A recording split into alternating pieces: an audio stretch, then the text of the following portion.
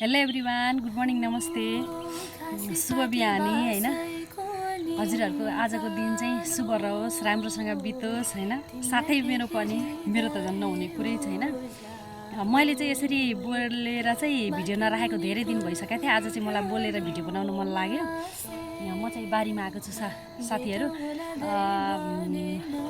मसँग सानो तरकारी टिप्ने भाँडा पनि छ। आज चाहिँ मैले चाहिँ तरकारीमा चाहिँ अन्डा करी बनाउन लागिरहेको छु हैन। अनि यो हरियो प्याजको पात अनि लसुनको पात छ नि, अनि यो हालेर बनायो भने चाहिँ एकदम मिठो हुन्छ क्या। त्यही भएर म चाहिँ लसुन बारीमा प्याज बारीमा छु। अनि थोरै धनिया पनि हालिदिनुपर्छ, लास्टमा पाकिसकेपछि कस्तो मिठो हुन्छ क्या।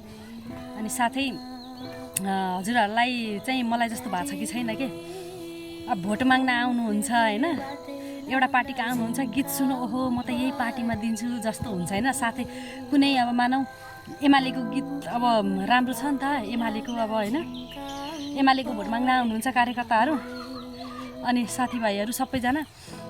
अनि त्यसपछि म त मेरो मन चाहिँ अब ला म अब एमालेमै दिने हो जस्तो हुन्छ हैन।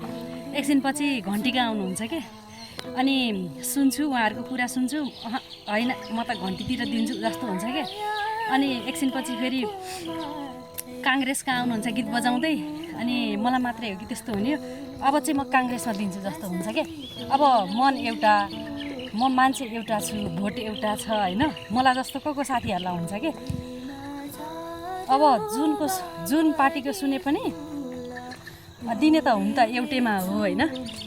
मलाई जस्तो चाहिँ ककल्ला भएको छ कि साथीहरू, ककल्ला भएको छ अहिले चाहिँ अब हैन। भोट हाल्ने दिन त आइसकेको छैन, 21 गते हो हैन, आउँदैछ, नजिकै छ। मलाई जस्तो चाहिँ ककल्ला भएको छ के। जुन पार्टीको गीत सुनो सबै मन पर्ने हैन, अनि जुन सुनो उसैमा दिन्छु जस्तो हुने के।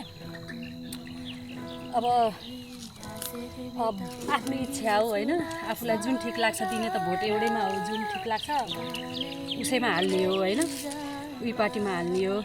तर पनि गीत सुन्दाखेरि चाहिँ जसको सुने पनि उसैमा दिन्छु जस्तो हुन्छ कि। मलाई मात्रै हो कि हजुरहरूलाई पनि यो कमेन्ट गर्नु होला। कहाँ आएको छोरी, राख न लगेर। म चाहिँ प्याजको पात टिप्दैछु साथीहरू। अस्ति नै मैले सुरुमा यो रोपेर पानी हालेर भिडियो बनाएको थिएँ हैन। हेर्नु न यस्तो राम्रो भएको छ कि अहिले। अनि गरेपछि चाहिँ नहुने केही पनि छैन कि साथीहरू। हेर्नु न अहिले टक्क यसरी पात टिपेर लिएर गएर तरकारीमा हालेर खाँदाखेरि चाहिँ स्वाद सम्झिनु न कस्तो हुन्छ। यहाँ हेर्नुहोस् मेरो प्याज हाम्रो हो। अनि म चाहिँ यसरी तलको धेरै पात टिप्यो भने चाहिँ फेरि दाना लाग्दैन भन्नुहुन्छ नि त बुढापाकाहरूले। म चाहिँ यसरी तलको लाछेर टिप्छु साथीहरू। अनि हजुरहरूले खाना बनाइसक्नु भयो कि छैन? आज शनिबार भनेर म चाहिँ सुस्तरी हैन, सबै काम सकेर बल्ल खानातिर लागेँ साथीहरू। 8:30 भयो। मैले चाहिँ यति टिपेँ। अब चाहिँ लसुनको पात टिप्छु साथीहरू। लसुनको चाहिँ के भएको, मेरो मात्रै हो कि हजुरहरूले पनि रोप्नु भएको होला हैन, यस्तै भएको छ कि मेरो मात्रै हो? टुप्पा चाहिँ मर्न थाले रहेछ के। हेर्नु न टुप्पा यसरी मर्न थालेको रहेछ। रोगे लागेको हो कि अब यो दाना लागेर सुक्ने बेला भयो हो कि कमेन्ट गरिदिनु होला है, किन यस्तो भयो। म चाहिँ अब एक मुठी जति यो लसुनको पात पनि टिप्छु अनि लगेर चाहिँ टक्क तरकारी बनाउँछु साथीहरू। आज शनिबार हो, नानीहरूलाई चाहिँ खानासाना बनाइसकेर नुहाइदिन्छु। अनि नुहाइसकेर मात्रै खाना खाने हो हामी चाहिँ। बुवा पनि डेरी जानुभएको छ, त्यति बेला ठिकै हुन्छ।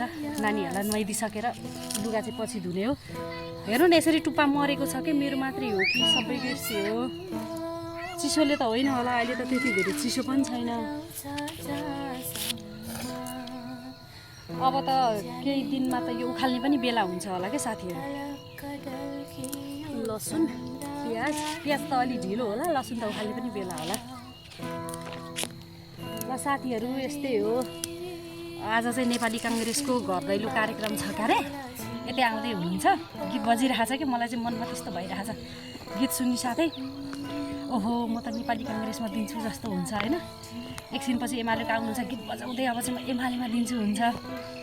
अनि एकछिनपछि घन्टीका आउनुहुन्छ, अरू पार्टीको त्यस्तै गरी आउनुहुन्छ।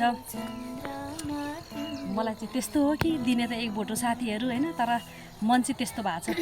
ल खाना राम्रोसँग बनाउनु होला। मेरो छोरी पनि आछिन् यहाँ मम्मु भन्दै। ल साथीहरू मेरो भिडियो हेरिदिनु भएकोमा मेरो कुरा सुनिदिनु भएकोमा थ्याङ्क यू सो मच ल बाई बाई म चाहिँ गएँ अब बाई बाई